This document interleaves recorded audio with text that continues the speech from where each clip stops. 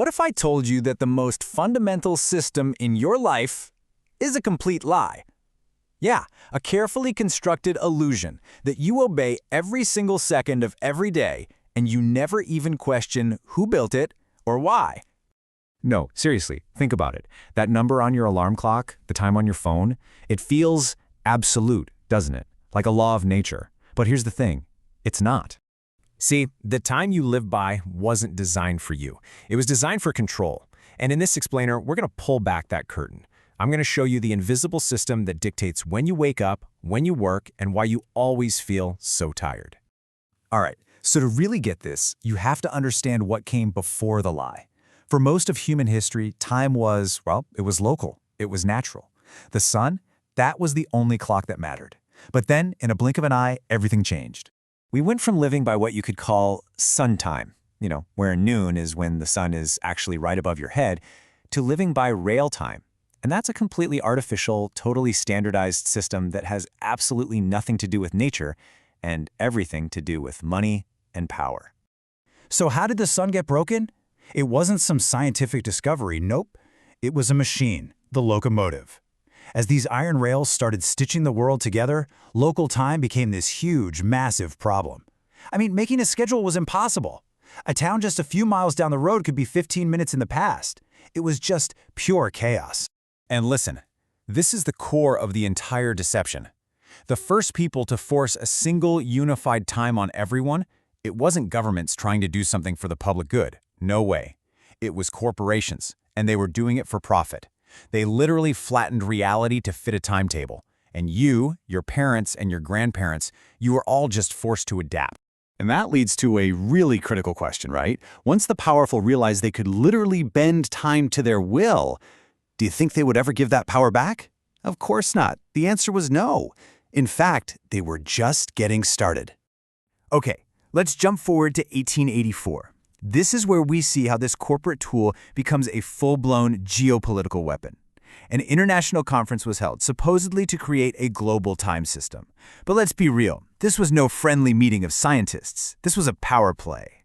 So the official story goes something like this. 25 nations, they all gathered to scientifically debate and decide on a prime meridian, the 0 point for all world time.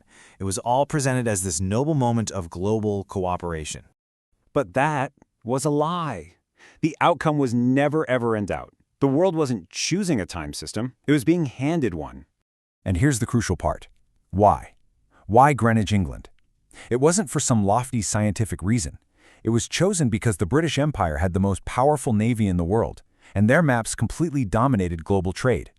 So time wasn't synchronized with the planet, it was synchronized with power. The clock on your wall? It's a colonial relic. Think about that. Okay, and this is where the whole system gets truly bizarre.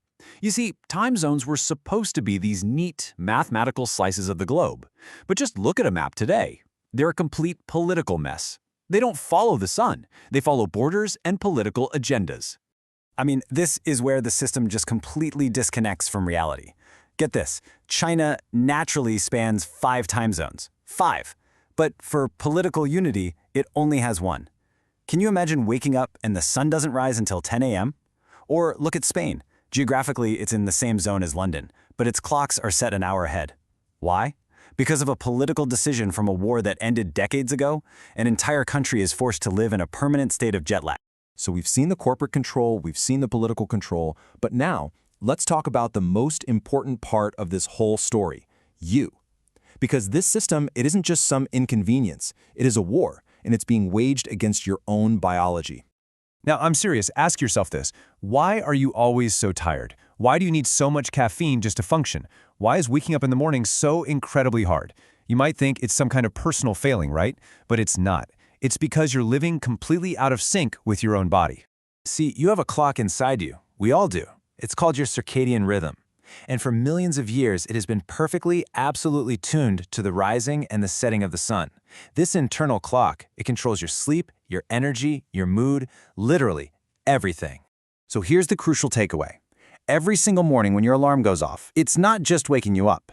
It is forcing your internal natural clock to surrender to an external, completely artificial one. And in that daily battle, well, the clock on your wall is winning. And you are the one paying the price with your health. And if you want to see this war in real time, just look at daylight saving time. It was created to do one thing: squeeze more labor out of workers during a war. And it's still around today for basically no good reason. And the cost? A documented spike in heart attacks, car accidents, and mental health issues every single time we change the clocks.